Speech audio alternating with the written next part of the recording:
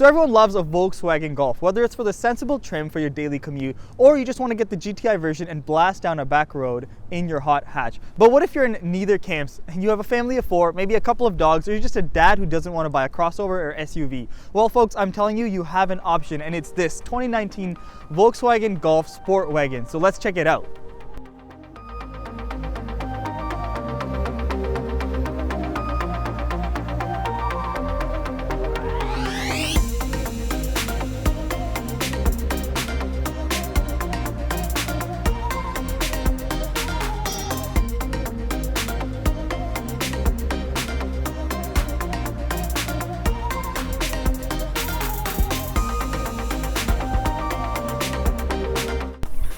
Alright, let's talk about why this car is called a Sportwagon. It's because all of the length has been added to the rear, and that's 12 inches. So this car has boosted its cargo space from 23 cubic feet to 32 cubic feet. So if you're a family that wants to do a lot of activities, or you have a family business that requires you to transport lots of loads of different items, or you simply just want to go to sleep in the back of your car, you can. Anyways, let's get into this engine. And now Volkswagen gives you in the Highline and Executive options a 1.8 liter turbocharged 4-cylinder producing 170 brake horsepower. So this car is all-wheel drive, and it comes with a 6-speed dual clutch transmission derived from Porsches, which is really cool. But Volkswagen claims this car will do 33 miles to the gallon, but there's also a 1.4 liter option that'll do 37 miles to the gallon, which is even better, especially for family cars. So even though this car has the exec line powertrain, it has Highline options, which means you don't get full LED lights, but what you do get is full LED daytime running lights. Unfortunately, there's only halogens, which doesn't look great, especially for a premium car coming in at around 30,000 Canadian. I wish Volkswagen would change that, but I know that in the next gen Volkswagen Golfs, they're going to be putting full LED as standard.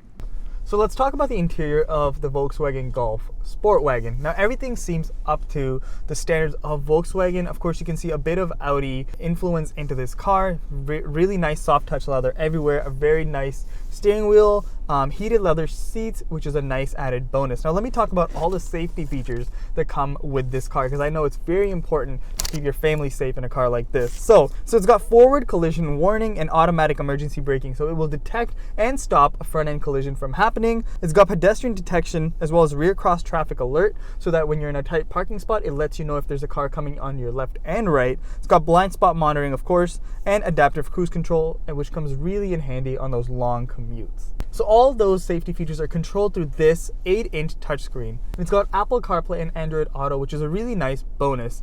What's more is you can turn on or off safety features from the infotainment system, although I'm not sure why you would want to do that. You can also change the sensitivity of some systems, so if you want to set further or shorter following distances from a car ahead of you when using adaptive cruise control, you can do so. Diving into the settings a bit more, you get to an economy page that gives you a readout of your fuel economy, and you might be wondering what that blue circle is in the middle of your screen. Well, that is a blue score, which factors in many of your driving characteristics of every minute, like your throttle response, application, braking efficiency, climate control usage, and much more, to give you a blue score out of 100. And if you don't like your blue score, Volkswagen has an entire page in the infotainment system dedicated to teaching you tips and tricks to raise your fuel economy up, which I think is just fantastic. You might be thinking that the car has no backup camera, since it's not obvious when you look at it from the outside, but you would be mistaken. The camera pops out of the Volkswagen logo at the back of the car when you put it in reverse, which also couples as the trunk lid opener when the camera isn't in use.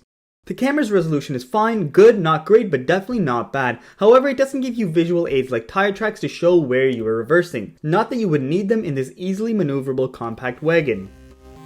Alright, let's talk about the rear seat of the Sportwagen. Now, it's nothing too special. It is a family practical car, mind you. It's got a few vents over here, a few cubby storages, nothing too special. Very nice trim and leather seats, which is an added bonus. But the coolest part about it is the panoramic sunroof stretches all the way to the back, making the car feel much bigger than it actually is. And with a small car like this, it's definitely an added plus. So folks, that's the Volkswagen Golf Sportwagen, a surprisingly practical and spacious family vehicle with little downsides and many benefits. And although the performance wagon market is shooting up in America right now, this segment of cheaper wagons definitely isn't. And Volkswagen is offering many customers deep discounts to the dying niche of wagon enthusiasts.